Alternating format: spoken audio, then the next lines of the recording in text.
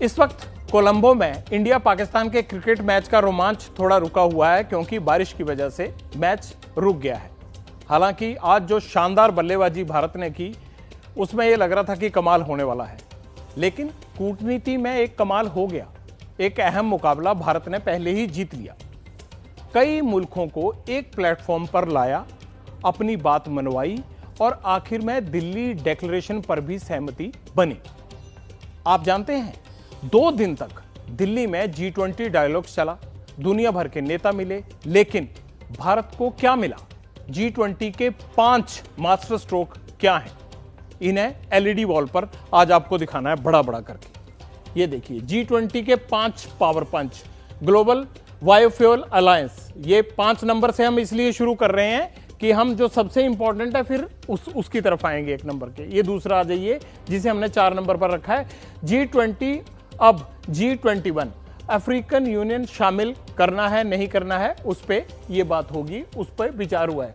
ये तीसरा आइए, सिल्क नहीं स्पाइस रूट, नए रूट की खोज होने लगी है। चौथा, दिल्ली डिक्लेरेशन, यूक्रेन पर रूस चीन की सहमति, यानी जो शांति करनी है उसको लेकर सभी लोगों ने सहमति जताई है। और नंबर 1 पर क्या है? नंबर 1 पर है एटमी हथियारों को ना। ये एक सबसे इंपॉर्टेंट है, जो एक खतरा बना रहता था कि न्यूक्लियर वॉर हो सकती है। रशिया ने कह दिया, चीन ने कह दिया, पाकिस्तान भी कभी कभी उठ खड़ा होता था, लेकिन अब एक स्थिति साफ हो गई है कि न्यूक्लियर वेपन्स के इस्तेमाल का डर कम हो गया है। ये समझौते उस वक्त हुए हैं जब दुनिया में 2 बड़े डेवलपमेंट हुए। नाटो ने सबसे बड़ी मिलिट्री ड्रिल का ऐलान किया, नंबर 1। अगले साल 41,000 जवान वॉर एक्सरसाइज करेंगे। वहीं नॉर्थ कोरिया, दूसरा जो महत्वपूर्ण है, वहीं नॉर्थ कोरिया का तानाशाह किम जोंग, सब जानते हैं उसे, पुतिन से मिलने के लिए रूस पहुंचा है। पुतिन अगले महीने चीन भी जाने वाले हैं।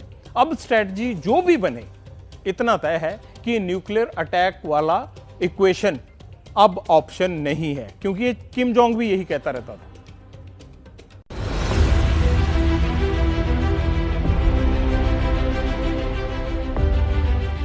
कूटनीति का इतिहास जब लिखा जाएगा, इन तस्वीरों को बार बार उकेरा जाएगा।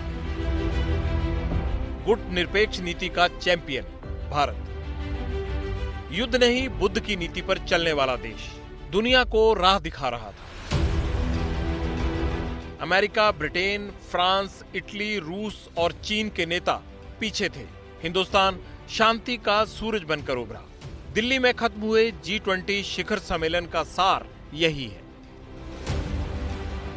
भारत ने यह दिखाया है कि एक अकेला देश है जो कि इमर्जिंग मार्केट्स को साथ ला सकता है, डेवलप्ड कंट्रीज को साथ ला सकता है, रशिया, चाइना सबको साथ ला सकता है। ग्रोथ और डेवलपमेंट को सबसे आगे रखा है।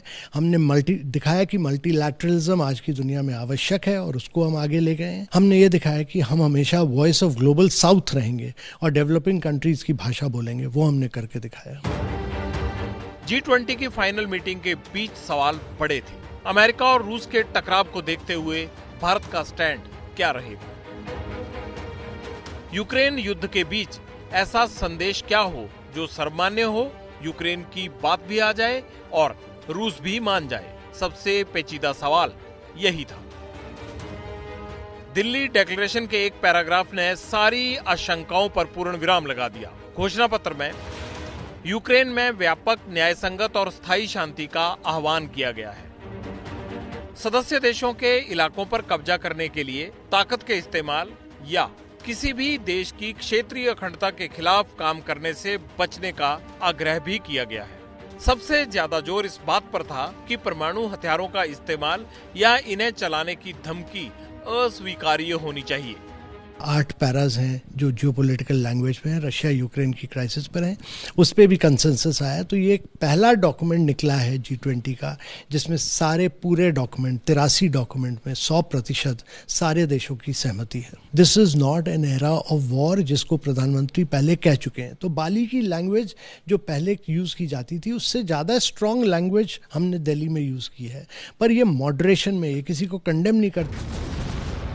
1.5 साल से रूस और यूक्रेन के बीच जंग जारी है। इस दौरान कई बार रूस की तरफ से एटमी धमकियां दी गई। अमेरिका, यूरोप को तबाह करने वाली सरमत मिसाइल के टेस्ट हुए। अमेरिका ने भी यूरोप में 100 से ज्यादा एटम बम तैयार किए। बात इतनी बढ़ गई कि दोनों महाशक्तियों के बीच न्यूक्लियर वेपन वाली आखिरी संधि भी खत्म हो गई। लेकिन यूक्रेन की जमीन पर हर नए हमले के साथ यूरोपीय मुल्कों की धड़कनें बढ़ जाती, कहीं इस बार रूस एटमी हमला न कर दे। मगर दिल्ली घोषणा पत्र में रूस ने कह दिया कि एटमी हमले का इस्तेमाल न्याय संगत नहीं है। यही G20 की, भारत की, हमारी कूटनीति का सबसे बड़ा मास्टर स्ट्रोक है।